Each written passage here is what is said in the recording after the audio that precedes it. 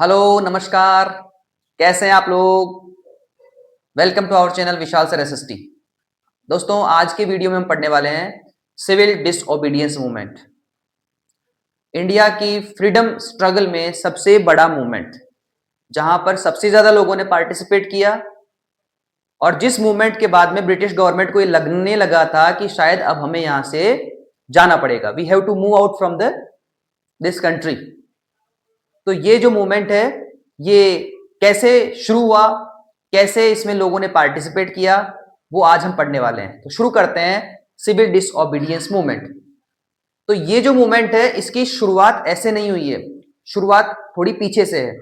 आपने देखा था जो है non cooperation movement Gandhi ji ने शुरू किया था 1921 में, लेकिन एक इंसिडेंट हुआ था चोरी चोरा, उसकी वजह से गांधी जी को वो मूवमेंट वापस लेना पड़ा। उसके बीच में क्या हुआ, फिर थोड़ा सा गैप लग गया 2-3 साल का। 1928 में एक कमीशन आया, उसका नाम था साइमन कमीशन। ये कमीशन क्यों आया? क्योंकि 1918 वर्ल्ड वॉर के खत्म होने के बाद में इंडियन गवर्नमेंट एक्ट आया था और रोलेट एक्ट भी आया था। तो उसमें प्रोविजन था कि 10 साल बाद में गवर्नमेंट ये डिसाइड करेगी कि क्या हमने जो प्रोविजन लगाए हैं इंडियन जो कॉलोनी है उस पर, क्या वो सही तरह से काम कर रहे हैं कि नहीं कर रहे हैं। इसके बारे में हम ऑब्जर्व करेंगे और इंडियंस जो है उनसे पूछा जाएगा कि आपको हमारे कानून, हमारे कॉन्स्टिट्यूशन में क्या क्या चेंजेस चाहिए, कैसा कॉन्स्टिट्यूशन आपको चाहिए, वो सारे जो है डिसीजन लिए जाएंगे। वो 10 साल बाद एक कमीशन बनेगा। तो ऑब्वियसली वो आने वाला था। तो 1928 में ये कमीशन आया। ये कब आया? 1928 में। तो 1928 में जब ये कमीशन आया तो इसका नाम क्या है? Commission, Simon commission. क्यों? क्योंकि इसका जो हेड है, इसके अंडर में आया था, ये सर जॉन साइमन के अंडर में आया था। It was constituted under sir John Simon, इसीलिए इसका नाम रखा गया साइमन कमीशन। कब आया ये? 1928 में इंडिया पहुंचा ये। तो जब ये लोग पहुंचे तो सभी लोगों ने इसका बहुत बड़ा विरोध किया। सभी ने इसको जो है इसको जो है ग्रीट किया। ग्रीट का मतलब होता है इसका स्वागत किया। कैसे किया? स्लोगन्स के साथ, गो बैक साइमन, साइमन वापस जाओ, ऐसे नारे लगाकर इसका जो है स्वागत किया। क्यों ऐसा क्यों किया उन्होंने? क्योंकि इसके अंदर जो 7 मेंबर्स थे वो सारे क्या थे? वाइट थे। वाइट का मतलब है सारे ब्रिटिशर्स थे।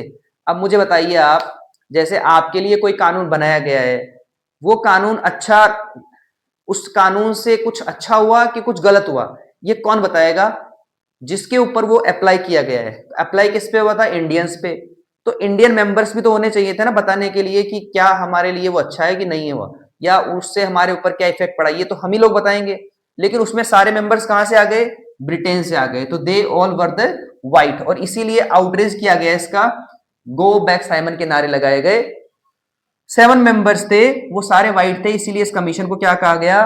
व्हाइट कमीशन भी कहा गया। तो ये क्वेश्चन भी बन जाता है कि why the Simon Commission was known as White Commission, because all the 7 members were Britishers in this commission। ठीक है, तो ये तो बात हो गई साइमन कमीशन की। लोगों ने उसको मना कर दिया कि हम इसकी जो जितने भी इसके जो प्रोविजन है या जो भी ये कर रहा है ना, हम इसको एक्सेप्ट नहीं करेंगे।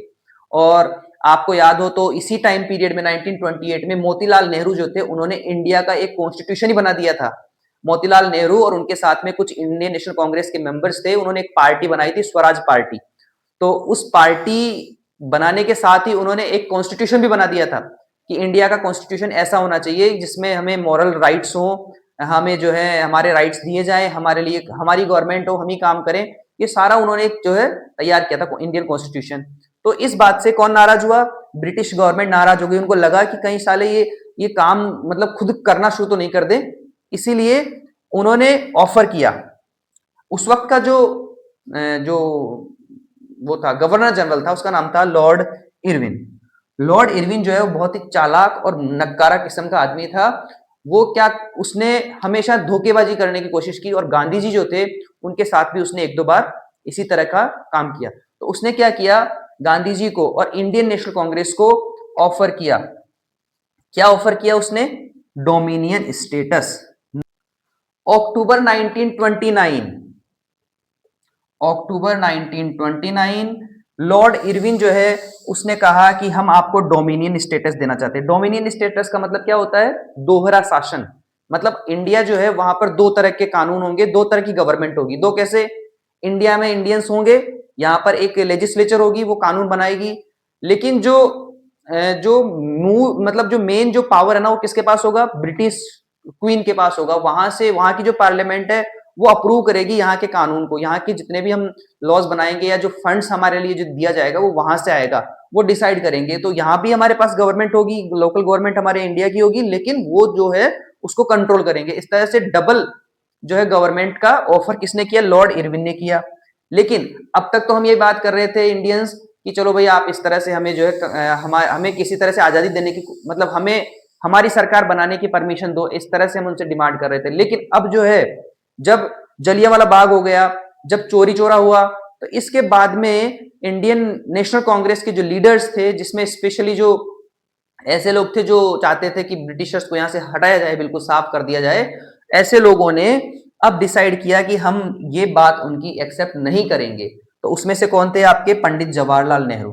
पंडित जवाहरलाल नेहरू जो थे वो लाहौर सेशन 19 दिसंबर 1929 में, मैंने आपको एक लास्ट वीडियो था नॉन कोऑपरेशन मूवमेंट का, वहां बताया था कि कांग्रेस के जो एनुअल सेशन होते थे वो कब होते थे?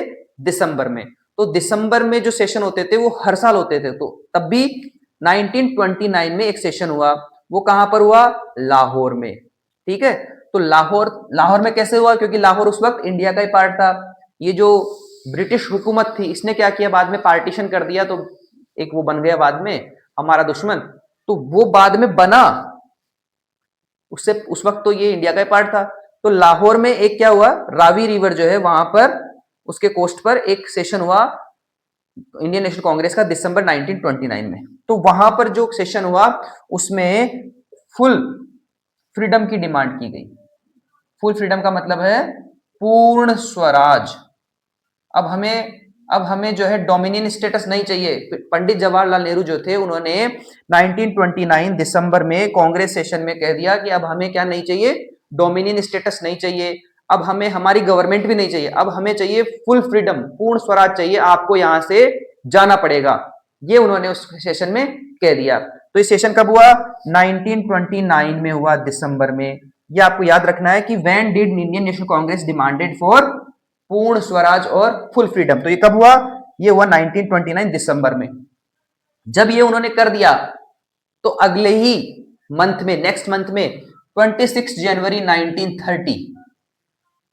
1929 दिसंबर में तो क्या हुआ? पूर्ण स्वराज की डिमांड की गई लाहौर में। और 1930 में वहीं उसी रावी रिवर के कोस्ट पर ही 26 जनवरी 1930 को पहला इंडिपेंडेंस डे सेलिब्रेट किया गया। We celebrated the first independence day and the Pandit Jawaharlal Nehru, he was the president of Indian National Congress that time, तो ही होस्टेड द फ्लैग।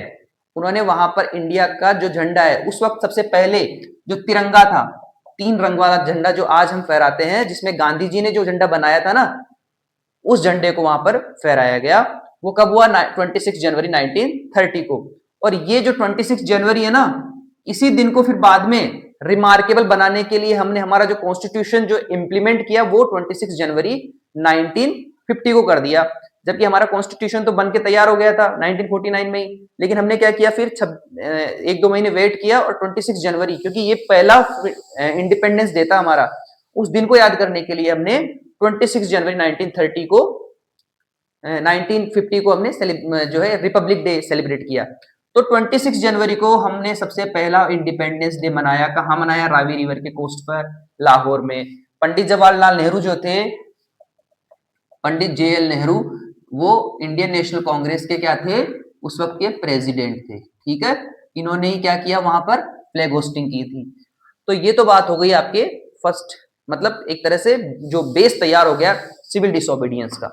अब यहां पर 26 जनवरी को सेलिब्रेशन हो गया ना, तो अब हमने फुल फ्रीडम की डिमांड कर दी, अब हम किसी की सुनने वाले नहीं है। अब गांधी जी क्या करेंगे? गांधी जी ने क्या किया? 1930 में ही गांधी जी ने 31 जनवरी को, यानी कि यहां से 4 दिन बाद, गांधी जी ने 31 जनवरी को लॉर्ड इरविन को एक लेटर लिखा। लॉर्ड इरविन जो है ना, उसने जब यहाँ पर डोमिनियन स्टेटस की डिमांड की थी ना बेटा, तब उन्होंने गांधी जी से यह भी कहा था कि राउंड टेबल कॉन्फ्रेंस में आप चले जाइए, तो आगे जो कॉन्स्टिट्यूशन बनेगा ना, तो वहां पर हम आपकी जो फ्यूचर प्लानिंग है ना, वो वहां पर आप डिसाइड कर सकते हैं। तो 19 जो अक्टूबर 1929 में जब डोमिनियन स्टेटस की डिमांड की इरविन ने, इसके साथ में उसने राउंड टेबल कॉन्फ्रेंस में जाने का ऑफर भी गांधी जी को दिया था। राउंड टेबल कॉन्फ्रेंस जो है 3 हुई थी, 1930 में, 1931 में, 1932 में। तो 3 जो राउंड टेबल कॉन्फ्रेंस हुई, उसमें से 1930 वाली में जाने के लिए गांधी जी से कहा गया था कि आगे आप चले जाना, लेकिन गांधी जी ने उस वक्त सभी ने मना कर दिया, तो ये दोनों ही ऑफर उसके ठुकरा दिए गए थे। अब यहां पर गांधी जी ने क्या किया, फिर 31 जनवरी को लॉर्ड इरविन को एक लेटर लिखा। लेटर लिखकर उन्होंने अल्टीमेटम दिया। क्या अल्टीमेटम दिया भाई, मेरी 11 डिमांड्स हैं। कितनी डिमांड्स हैं? 11 डिमांड्स हैं। लेटर कब लिखा? 31 जनवरी को। डिमांड्स कितनी थी? 11 डिमांड्स। कब तक का अल्टीमेटम दिया? 11 मार्च का, यानी 11 डिमांड्स 11 मार्च तक। 11 डिमांड्स 11 मार्च तक, 11 डिमांड्स 11 मार्च तक थी। लिखा कब उन्होंने? 31 जनवरी को। तो 11 डिमांड्स क्या थी उनकी? उस 11 डिमांड्स में उन्होंने सभी की डिमांड्स रख दी थी। फार्मर्स की डिमांड्स रख दी, बिजनेसमैन की डिमांड्स रख दी, वुमेन्स की रख दी, जो आपके जो दलित हैं, जो हरिजन थे, उनकी भी डिमांड्स रख दी, मुस्लिम्स की भी रख दी। मतलब सभी को उसमें इंक्लूड कर दिया, भाई सभी लोग मेरे साथ क्या होंगे? जुड़ जाएंगे। इसलिए सबकी एक एक डिमांड उन्होंने उसमें रखी। तो 11 डिमांड्स उन्होंने रखी। लेकिन आप जानते ही हैं, मैंने आपसे कहा कि इरविन क्या था? एक बहुत कमीना आदमी था। उसने क्या किया? सभी डिमांड्स को मना कर दिया कि नहीं, कुछ नहीं, आपकी कोई मांग नहीं मानी जाएगी। तो गांधी जी ने जैसा कि अल्टीमेटम दिया था 12 मार्च को, उन्होंने सबसे फेमस जो माना जाता है गांधी जी का सॉल्ट मार्च, जो आपने गांधी जी का सॉन्ग भी सुना होगा कि वैष्णव जन तो तेने कहिए, तो ये जितने भी गांधी जी जो फेमस हुए ना, संत के रूप में जो फेमस हुए ना, वो इसी सॉल्ट मार्च के बाद में ही फेमस हुए।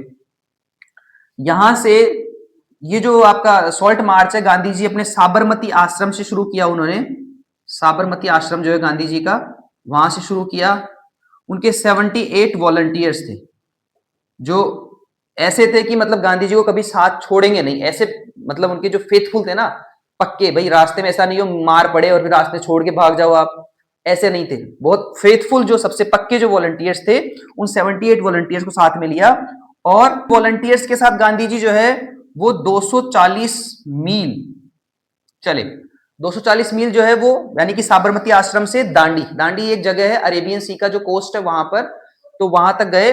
और 240 में क्या है, 24 डेज तक चले, यानी कि 10 मील जो है डेली उन्होंने यात्रा की। अब बहुत सारे क्वेश्चंस बन गए। देखो गांधी जी के वॉलंटियर्स कितने थे? 78 वॉलंटियर्स।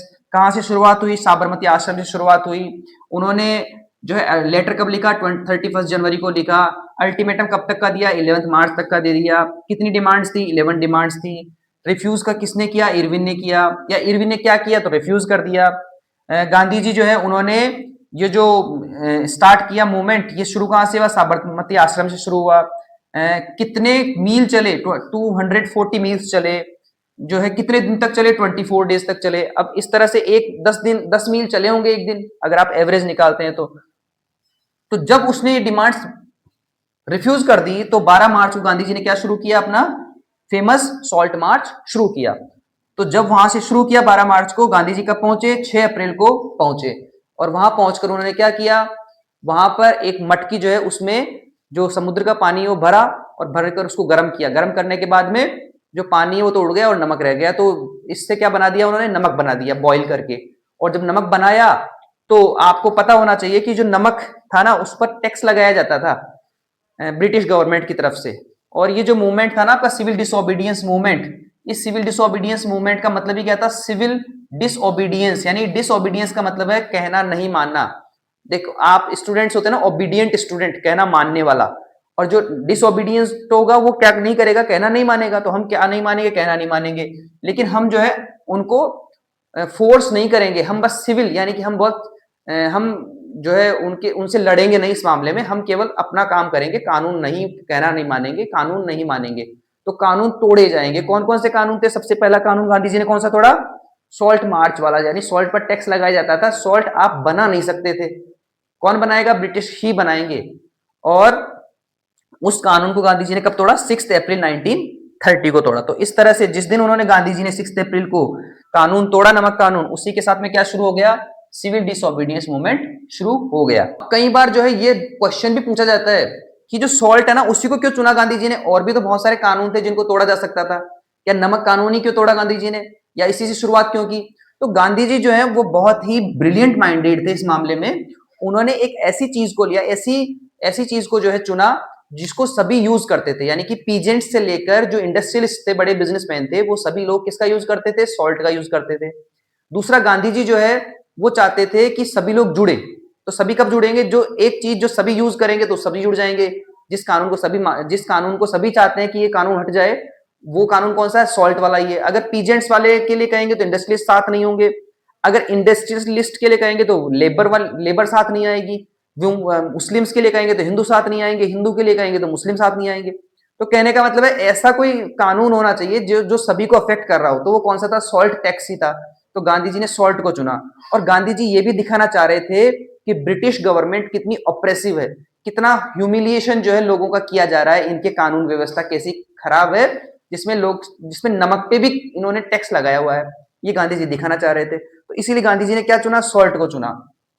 और उन्होंने क्या शुरू किया? सिविल डिसोबीडियंस मूवमेंट शुरू किया। ये मूवमेंट जो है बहुत लार्ज स्केल पर चला और बहुत मतलब सबसे बड़ा मूवमेंट माना जाता है इंडियन फ्रीडम स्ट्रगल जो था ना उसमें। और गांधी जी के मूवमेंट्स में सबसे बड़ा स्ट्रगल जो है, वो सबसे बड़ा मूवमेंट ये माना जाता है सिविल डिसोबीडियंस। इसमें जो है मिलियंस ऑफ पीपल जो है उन्होंने क्या किया? पार्टिसिपेट किया। बहुत हजारों लोग जो है जेल गए।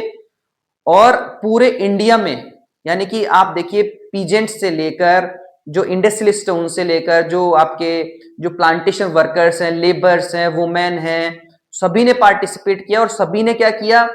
डिसओबीडियंस, यानी सभी ने कानून तोड़ने शुरू कर दिए।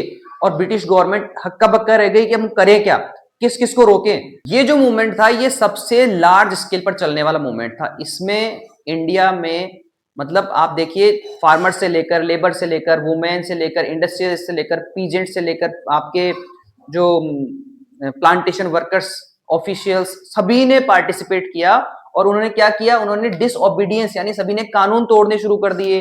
यानी कि सबके लिए जो कानून बनाए गए थे ना, जिसके लिए जो कानून बनाया गया था उसी को मानने से इनकार कर दिया कि हम आपके कानून को नहीं मानते, हम इसको एक्सेप्ट नहीं करते हैं।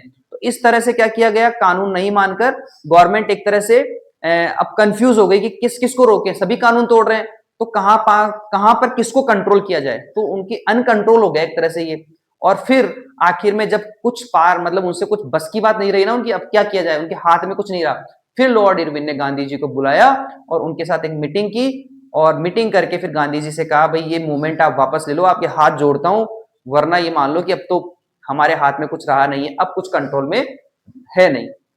लेकिन सभी लोग ये कहते भी हैं और मानते भी हैं। अगर हिस्ट्री आप पढ़ेंगे तो शायद गांधी जी ने यहां पर बहुत बड़ी भूल कर दी कि लॉर्ड इरविन की डिमांड जो है वहां पर उन्होंने मान ली। लॉर्ड इरविन ने उनसे कहा कि ये मूवमेंट आप वापस ले लीजिए। तो अगर आप ये वापस ले लोगे तो फिर जो है मैं आपकी जो जितनी भी डिमांड्स ना, 11 डिमांड्स, वो मान लूंगा। लेकिन वो डिमांड्स कहाँ मानी जाएगी? वो आपका जो राउंड टेबल कॉन्फ्रेंस है हो रही है लंदन में, वहां चले जाइए, आप वहां जाके अपनी डिमांड्स रखिए और आपकी मांगे जितनी भी हो मानी जाएगी। लेकिन आप जानते ही हैं ये तो ऐसे लोग थे, एक तो क्या कह सकते हो आप, जो झूठ बोलने वाले लोग थे, धोखे देने वाले लोग थे और अनफेथफुल थे, जो कहते थे वो कभी करते नहीं थे। ऐसे लोगों ने हमेशा गद्दारी की। ऐसे लोग ब्रिटिशर्स थे। तो इन्होंने गांधी जी जो है उनके साथ जो इसने जो कमिटमेंट किया उससे बाद में मुकर गए। तो गांधी जी ने मूवमेंट भी वापस ले लिया। और कहीं ना कहीं जो है सभी लोगों ने इससे फिर गांधी जी से नाराज भी हुए। सुभाष चंद्र बोस, पंडित जवाहरलाल नेहरू, सरदार वल्लभ भाई पटेल, सभी नाराज हुए। भाई जितना लार्ज स्केल पर स्टार्ट हो गया था, सभी लोग जुड़ भी गए थे और ब्रिटिश गवर्नमेंट अब हाथ खड़े कर चुकी थी, इनको भागना पड़ता है यहाँ से। और एन मूवमेंट पे गांधी जी ने मूवमेंट वापस लेकर बहुत बड़ी भूल कर दी। तो गांधी जी जो है उन्होंने फिर ये मूवमेंट वापस ले लिया और फिर कहाँ चले गए? राउंड टेबल कॉन्फ्रेंस में गए ब्रिटेन, लेकिन वहां पर उनकी डिमांड्स मानी नहीं गई। तो इस तरह से आपका सिविल डिसोबीडियंस जो मूवमेंट है वो हुआ। मुझे लगता है कि अब ये जो है मतलब इस वीडियो में आपको ये तो समझ में आ गया होगा कि जो सिविल डिसोबीडियंस मूवमेंट है ना, उसका जो प्लॉट है ना वो क्या है। इसमें आगे भी कुछ चीजें हैं, जैसे कि किसने किस तरह से पार्टिसिपेट किया, वो हम अलग वीडियो में डिस्कस करेंगे। लेकिन ये आपको समझ में आया होगा। ये मुझे ऐसा लगता है कि आप लोग जो है अगर वीडियो को पूरा देखेंगे तो बात पूरी समझ में आएगी। अगर आपको वीडियो अच्छा लगा हो तो वीडियो को लाइक जरूर करें, चैनल को सब्सक्राइब करिए नए आए हैं तो, और बेल आइकन को प्रेस करिए ताकि आगे आने वाले वीडियोस का नोटिफिकेशन मिले। और प्लीज सपोर्ट करिए चैनल, आपके वीडियोस को शेयर करिए। Thank you so much.